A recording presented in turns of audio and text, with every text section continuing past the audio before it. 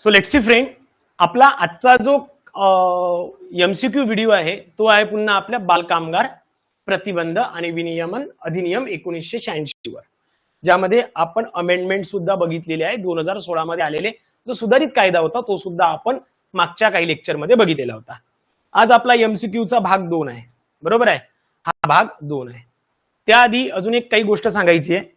सगळ्यात महत्वाची काय की सगळे प्रश्न एक लक्षात घ्या, तुम्हाला सगळे प्रश्न जे असतात ते 100% ऍक्टवर, कायद्यावर किंवा त्या अधिनियमावर विचारले जात नसतात. काही जो पार्ट असतो किंवा काही जे प्रश्न असतात हे मित्रांनो तुम्हाला माहिती असायला पाहिजे की काही प्रश्न जे असतात ते जनरल नॉलेज किंवा करंट अफेअरच्या संदर्भात सुद्धा विचारले जाऊ शकतात, जे की त्या ऍक्ट किंवा अधिनियमाच्या रिलेटेड असतील. क्लिअर? त्यामुळे तुम्ही लक्षात घ्या की बरेचदा असं होतं की ते रिलेटेड असतं. आता जसं की आज मला कोणीतरी मेसेज केला की सर 2 लाख रुपये फाईन कुठेच नाहीये, पण कायद्यात जरी नाहीये तरी पण नवीन एका जीआर मध्ये 2 लाख रुपये दाखवलेला आहे. तो मी तुमच्यासोबत शेअर सुद्धा करतो. त्यासोबतच काही करंट अफेअर जो आपला काल 2 लाख रुपयाचा जो प्रश्न होता की पुन्हा जर का तो गुन्हा करत असेल तर दंड किती आहे, तर त्यामध्ये आपण 2 लाख रुपये आहे. तर तुम्ही जर का बघितलं तर सगळ्या ज्युडिशियल केसेसमध्ये 2 लाख रुपये सुद्धा सुनावणी झालेली आहे. त्यामुळे काही वेळेला असे प्रश्न जे असतात ते करंट अफेअरच्या रिलेटेड सुद्धा असतात की ते 2 लाख रुपयाच्या संदर्भात आहे. तसेच आज सुद्धा काही प्रश्न असतील जे ऍक्ट मध्ये तुम्हाला 100% बघायला मिळणार नाही, पण करंट अफेअरच्या रिलेटेड असतील. क्लिअर? त्यामुळे एक लक्षात घ्या, सगळ्या गोष्टी ऍक्टशीच रिलेटेड असेल किंवा आपले एमसीक्यू सगळे ऍक्टशीच रिलेटेड असेल असं नसतं. बरेचदा ते करंट अफेअरच्या रिलेटेड सुद्धा असतात. त्यामुळे तुम्ही लोकांनी तो सुद्धा भाग इथे बघायचा आहे किंवा लक्षात ठेवायचा आहे. फक्त एकच गोष्ट लक्षात ठेवून चालणार नाही की बाबा रे करंट अफेअर नसतं, फक्त ऍक्टच करायचं तसं नाही. आपण आपल्या एमसीक्यू मध्ये तसे पण प्रश्न घेणार आहोत, घेतलेले आहे आणि घेत राहणार सुद्धा आहे. क्लिअर?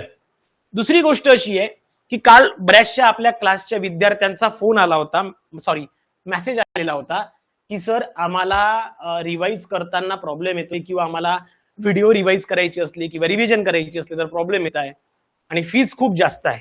त्यामुळे आज किंवा पहिल्या फक्त आपल्या लाईव्ह क्लासच्या विद्यार्थ्यांसाठी आता सांगतोय, जे लाईव्ह क्लासचे विद्यार्थी आहे त्यांच्यासाठी ही फी डिरेक्टली पूर्णपणे कमी करून पहिल्या 30 विद्यार्थ्यांसाठी, जे आपले 30 जण बघतात त्या पहिल्या 30 विद्यार्थ्यांसाठी ही फी डिरेक्टली 1499 रुपये करण्यात येणार आहे आजपासनं. कधी? आजपासनं पुढचे 30 विद्यार्थी फक्त. लक्षात घ्या किती? फक्त 30 स्टुडंटसाठी. ओके, 30 स्टुडंटसाठी ही फी 1499 करण्यात येणार आहे. त्यामुळे जर का ज्या लोकांनी मला काल मेसेज केले आहे किंवा कमेंट केलेले आहे त्यांना सांगतोय की तुम्ही हा कोर्स त्यामध्ये सगळ्याच गोष्टी मिळतील, म्हणजेच नोट्स मराठी इंग्लिश दोन्ही भाषेच्या नोट्स मिळतील. व्हिडिओ तुम्ही मल्टिपल टाइम बघू शकता आणि लाईव्ह पण बघू शकता, रेकॉर्डेड पण बघू शकता. नोट्स पण सगळ्या मिळतील, डायरेक्ट तुम्हाला व्हॉट्सअपला पाठवल्या जातील. त्यानुसार 1499 ला हा कोर्स त्या विद्यार्थ्यांसाठी ज्यांना रिव्हिजन खूपदा करायची आहे किंवा रिव्हिजन त्यांना करायची आहेत. क्लिअर? चला, आणि 30 नंतर मग ऑटोमॅटिक हा कोर्स 4999 ला होऊन जाईल. 4999 ला होणार. लक्षात आलं? म्हणजे ऑलरेडी पहिल्या 50 साठी जो 2199 होता तो झालेला आहे. आता फक्त काही विद्यार्थ्यांसाठी, तेही आपल्या लाईव्ह क्लासच्या. ओके, हे असं असणार. चला, क्लिअर? चला पुढे जाऊया. बघा काय आहे पहिला प्रश्न. काय आहे मित्रांनो, व्यवस्थित समजून घ्या. पहिला प्रश्न काय आहे? Under the section 8 of the act, every adolescent worker is entitled to a mandatory weekly holiday. What is the specific requirement regarding this holiday? अधिनियमाच्या कलम 8 नुसार प्रत्येक किशोरवयीन कामगाराला एक अनिवार्य साप्ताहिक सुट्टी मिळण्याचा अधिकार आहे. बिलकुल. तो सुट्टीचा दिवस कोणता राहील हे ठरवण्याचा अधिकार ऑक्युपायरला असतो, म्हणजे मालकाला असतो. या सुट्टीबाबत नेमकी कोणती अट लागू आहे? मालक नोटीस न देता आठवड्याला सुट्टी बदलू शकतो. निर्दिष्ट केलेल्या सुट्टीचा दिवस निरीक्षकापासून लपून ठेवला पाहिजे. मालक 3 महिन्यात एकापेक्षा जास्त वेळा निर्दिष्ट सुट्टीचा दिवस बदलू शकत नाही. सुट्टी सक्तीने फक्त रविवारीच दिली पाहिजे. प्लीज लिहिताना ना संघर्ष किंवा बाकीचे अजून जे आहे ते ना 1 ला काय करेक्ट येतं ए, 1 ला काय करेक्ट आहे बी, 1 ला काय करेक्ट आहे सी, 1 ला काय करेक्ट आहे डी, असं लिहत चला. म्हणजे 2 ला 2, 3 असं लिहत चला. काही लोक लेट क्लास बघायला सुरुवात करतात आणि ते मग मागे राहतात. तर ते काय करतात, पहिल्या प्रश्नाचं उत्तर दुसऱ्या प्रश्नात टाकतात. मग म्हणतात नाही सर हे पहिल्या प्रश्नाचं आहे. मग मी कन्फ्युज होतो आणि मी त्यांना म्हणतो की चुकीचं आहे. ओके, बरोबर आहे. काय की सगळ्यात महत्वाची गोष्ट की समजा एखाद्या मालकाने जर का सुट्टी ठरवण्याचा किंवा सुट्टीचा दिवस ठरवण्याचा अधिकार त्याला असतो, मालकाला असतो. बरोबर आहे. त्यामुळे हे पण चुकीचं आहे, हे पण चुकीचं आहे आणि हे पण चुकीचं आहे. बरोबर आहे. त्यानुसार सगळ्यात महत्वाची गोष्ट काय मित्रांनो, सगळ्यात महत्वाची गोष्ट काय एक लक्षात घ्या की मालक म्हणजे ऑक्युपायर सुट्टीचा दिवस ठरवू शकतो. त्याबद्दल काय प्रॉब्लेम आहे. त्याला वाटते Monday, Tuesday, Wednesday, Thursday, Friday, Saturday, Sunday, what ever it may be, ती त्याची चॉईस आहे, तो ठरवू शकतो. पण एकदा ठरवलेली सुट्टी पुढच्या 3 महिन्यात फक्त एकदाच बदलता येतं, त्याच्यापेक्षा जास्त वेळा नाही. क्लिअर. त्यामुळे सी करेक्ट. चला पुढे. Section 6 of Part 3 state that the provision of this operational part regulating hours, holiday, etc. shall apply to a certain establishment. To which of the following does Part 3 not apply? भाग 3 चे कलम 6 असे नमूद करते की हा कार्यरत भाग कामाचे तास, सुट्ट्यांचे नियमन करणारा विशिष्ट आस्थापना लागू होईल. खालीलपैकी कशाला भाग 3 लागू होत नाही. चला. व्यावसायिक दुकाने, कार्यशाळा किंवा निवासी हॉस्टेल, हॉटेल्स उपाहारगृह आणि चित्रपटगृहे अशा जागी जिथे आधी भोगी केवळ आपल्या कुटुंबाच्या मदतीने प्रक्रिया चालवतो. थोडा प्रश्न वेगळ्या पद्धतीचा आहे आणि हा प्रश्न विचारलेला आहे.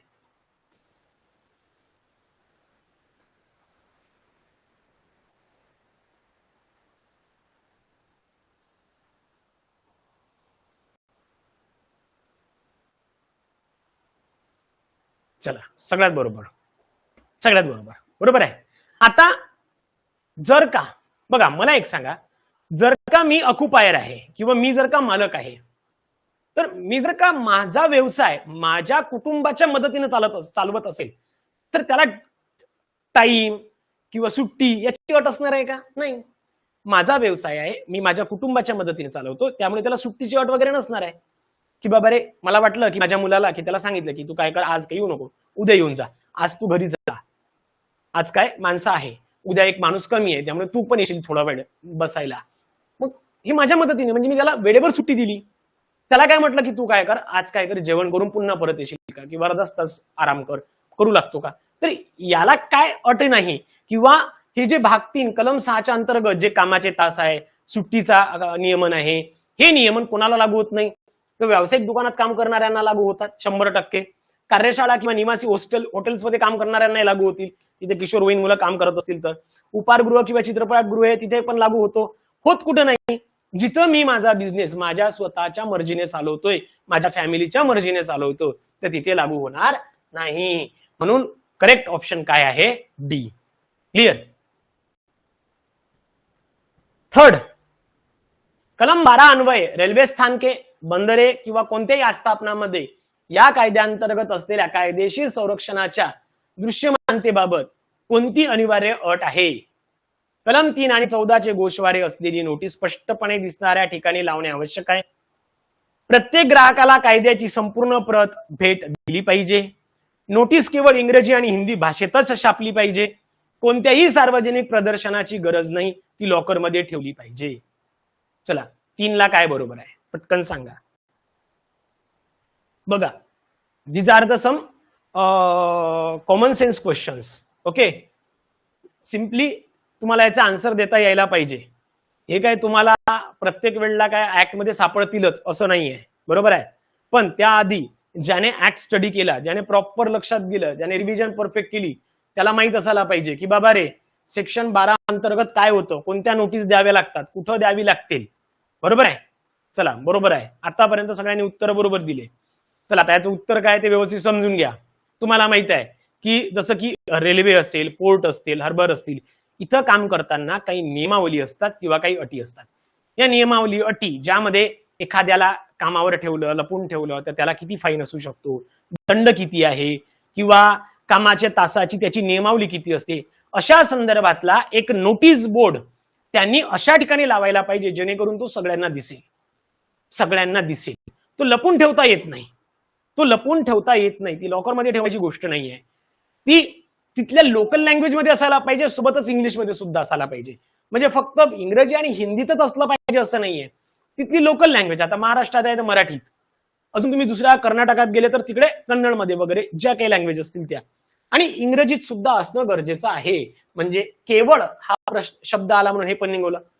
प्रत्येक ग्राहकाला कायद्याची संपूर्ण पद भेट दिली असं नाही पाहिजे, पण 3 आणि 14चे गोषवारे म्हणजे सेक्शन नंबर 3 आणि 14 मध्ये ज्या ज्या गोष्टी सांगितलेल्या आहेत, म्हणजे कोणाला तो प्रतिबंध आहे, कोणाला प्रोहिबिटेड आहे, कुठे काम करणं प्रोहिबिटेड आहे, किती वयापर्यंत, दंड किती असतो, ह्या सगळ्या गोष्टी, जसं आपण हॉस्पिटलमध्ये बघतो ना की बाबा रे एखाद्या रुग्णाच्या नातेवाईकाने हे जर केलं तर त्याला या आयपीसी अंतर्गत एवढी शिक्षा होते, डॉक्टरांना शिवीगाळ केली हे होते, तोडफोड केली तर हे होते, अशा पद्धतीचे जे नोटीस बोर्ड असतात तसे तिथे लावणे गरजेचे आहे. म्हणून ए करेक्ट. चला फोर्थ काय सांगतो. चला फोर्थ,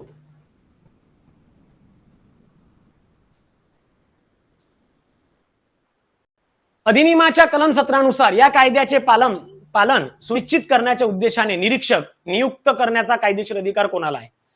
राज्याचे उच्च न्यायालय, योग्य शासन, केंद्र किंवा राज्य सरकार, जिल्हा पोलीस आयुक्त, ILO, इंटरनॅशनल लेबर ऑर्गनायझेशन, आंतरराष्ट्रीय कामगार संघटना.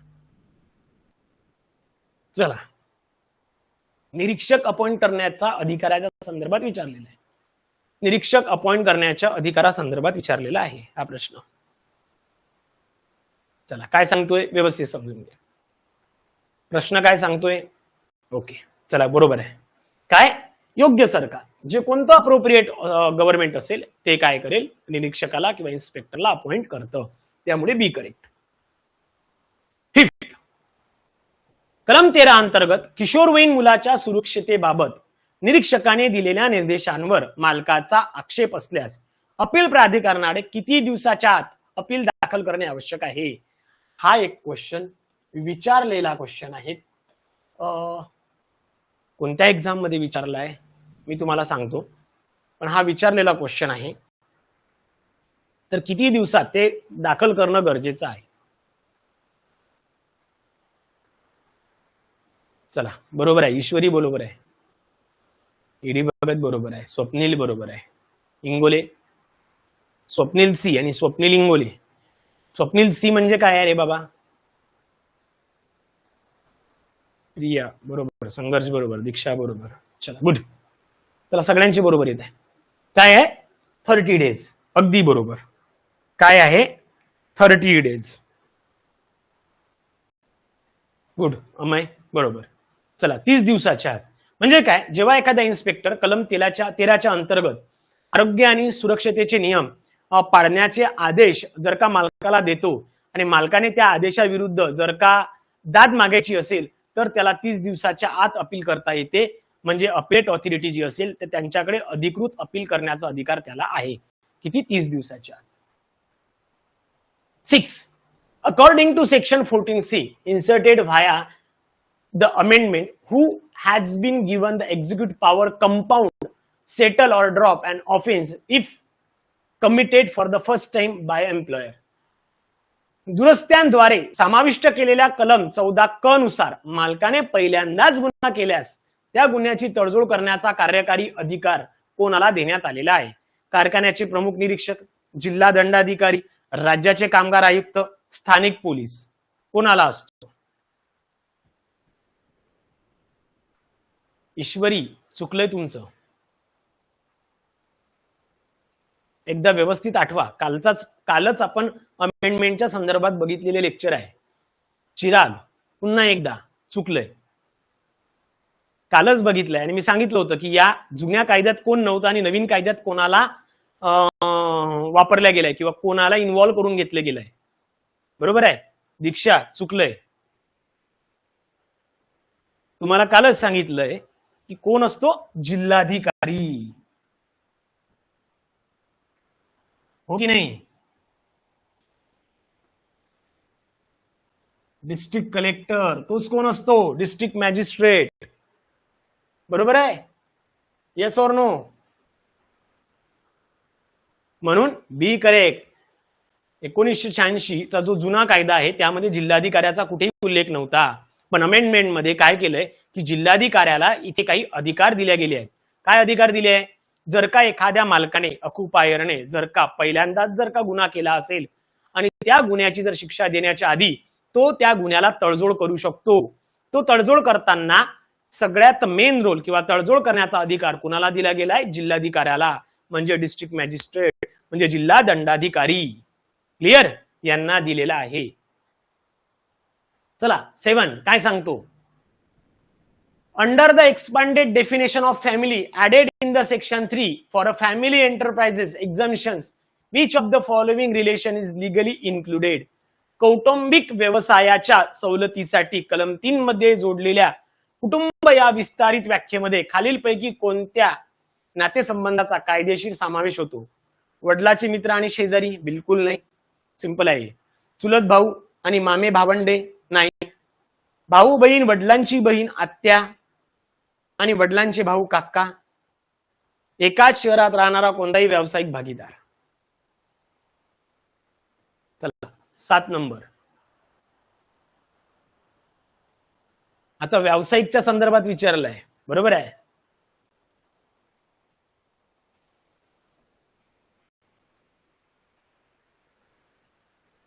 आता व्यवसायाच्या कौटुंबिक व्यवसायाच्या सवलतीसाठी, कौटुंबिक व्यवसायाच्या सवलतीमध्ये कोण कोण येतात कुटुंबात?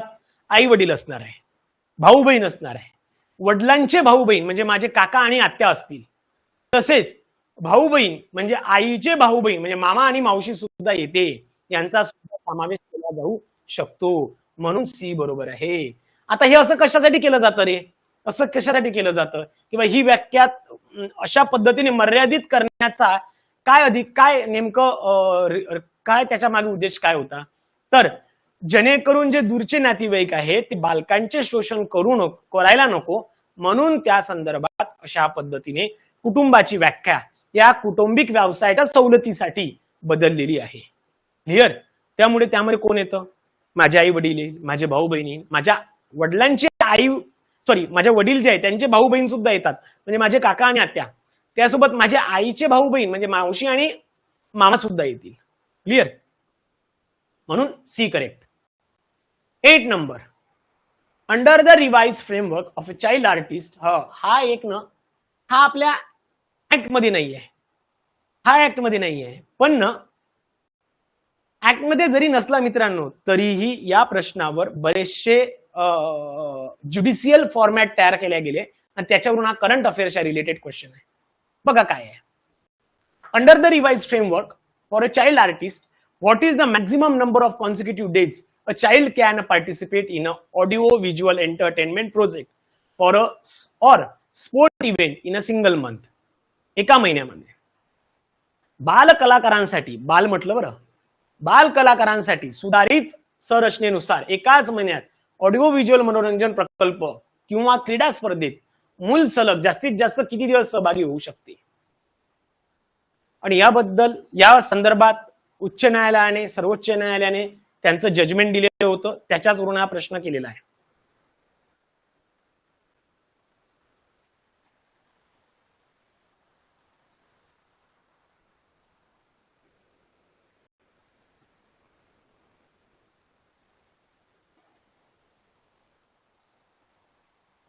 चलो ओके. बघा यासाठी क्लिअर सांगतोय 24 दिवस तो काम कंटिन्यू 24 दिवस करू शकतो. ओके 24 दिवस. हो तुक्का मारला तुम्ही, आय कॅन अंडरस्टँड. 24 दिवसाचा कालावधी आहे. म्हणजेच काय, ऑडिओ व्हिज्युअल मीडिया किंवा स्पोर्ट म्हणजे मनोरंजन असू दे किंवा खेळ असू दे, तिथं काम करणाऱ्या मुलांचा शारीरिक आणि मानसिक आरोग्यासाठी काही कडक नियम तयार केले गेले आहे. कोणत्याही बालकलाकाराला किंवा खेळाडूला एका महिन्यात 24 दिवसांपेक्षा जास्त शूटिंग करता येत नाही किंवा स्पोर्टमध्ये परफॉर्म करता येणार नाही. लक्षात आलं. आणि इथेच काय त्याच्या काही अभ्यासाची किंवा त्याच्या शैक्षणिक कार्यक्रमाची सुद्धा काळजी घेतली जाते. त्याच्यामुळे तो 30 दिवस काम करणार नाही, तो फक्त 24 दिवस काम करू शकतो. क्लिअर.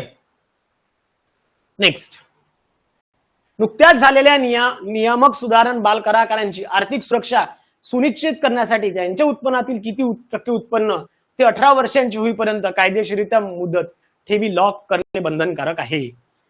मायनरसाठी तुम्हाला हा रूल तर सिंपलच आहे, जुनाही आहे, आताच म्हणजे यांच्यासाठी नाहीये.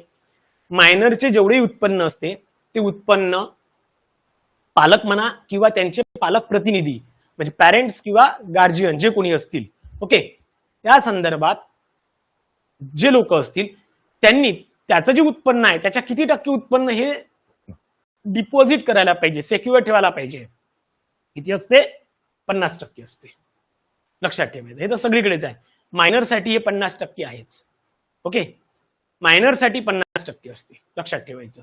म्हणजे जर का त्याला एक्झाम्पल सांगतोय, ओके, एक्झाम्पल, तो जर का 100 रुपये कमवत असेल तर त्यातले 50 रुपये त्याच्या आई वडिलाला, 50% म्हणजे 50 रुपये त्याच्या आई वडिलाला त्या मायनरच्या नावे, ओके, जो कोणी मायनर आहे मुलगा बालक त्याच्या नावे म्हणजे 18 वर्ष होईपर्यंत त्याच्या नावावर डिपॉझिट ठेवावे लागतात. Okay. Next, when a child or adolescent is rescued from an illegal setup, with what maximum time frame must they produced before the child welfare committee under the integrated rule? हा सुद्धा judicial format आहे, हा सुद्धा judicial केस आहे. बेकायदेशीर ठिकाणाहून बालक किंवा किशोरवयीन मुलाची सुटका केल्यावर त्यांना एकात्मिक नियमानुसार जास्तीत जास्त किती कालावधी बाल कल्याण समिती समोर हजर करणे बंधनकारक आहे? 12 तास, 24 तास, 48 तास, 7 दिवस.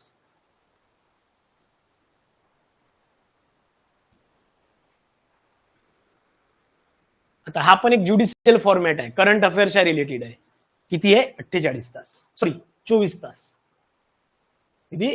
24 तासाच्या आतमध्ये, 24 तासाच्या आतमध्ये मॅक्झिमम 24 आवर, मॅक्झिमम 24 आवर. लक्षात आलं? 24 तासाच्या आतमध्ये त्याला जे चाइल्ड वेलफेअर कमिटी आहे त्याला आपण मराठीत काय म्हणतो? त्याला मराठीत म्हणतो बाल कल्याण समिती, त्यांच्या समोर हजर करणे गरजेचे असते 24 तासाच्या आत. चला, क्लिअर?